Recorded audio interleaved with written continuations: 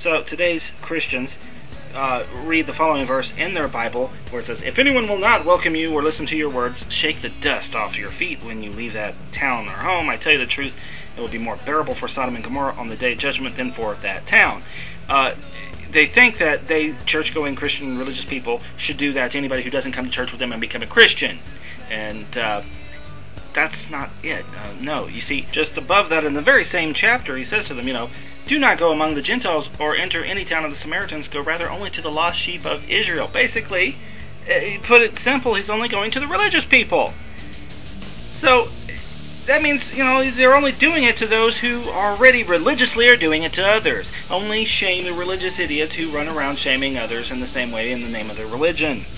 To put that in today's terms, if Jesus were here, he'd be hanging out with the non-Christians and telling them to speak out only to Christians and trying to save them because they're lost sheep today, and probably telling them something like, hold up big signs that says, "God hates Christians." Something like that. Just to be sarcastic. To say the Jews killed Jesus was always the stupidest conclusion anybody ever came to. The Jews were a society, just like any other. They had religious snobs. They had just like any other society. They had good people like any other society. But religious snobs are the ones that wanted to put them to death. Just like religious snobs of any society love to see that kind of thing happen. So basically it's the religious snobbery mindset that Jesus was walking against. That's what killed him. It's always sick how a loving God leads only the bloodthirstiest assholes of any society, isn't it? See, Jesus said and did a lot of surprising things that you don't see in the spirit of today's religious people. The religious are so sure of what it takes to make God happy that they do it with so much enthusiasm, shoving others out of their way to be the first to serve God. And if they think that servitude is what he wants, those standing first in line to do it have selfishly shoved over other weaker ones out of the way. They've shoved over the poor, the sick, the elderly, the children. Some won't even bother trying to get in that line to serve God because they've been so shunned by the religious community for who they are. Samaritans or Gentiles in their day, or homosexuals and liberals in today's era. So let's say that, when God comes down, like in our day, what he really wants of people is so incredibly different than that those in the back of the line get to go with him before those who don't, and those who didn't even try to get in would be before them all.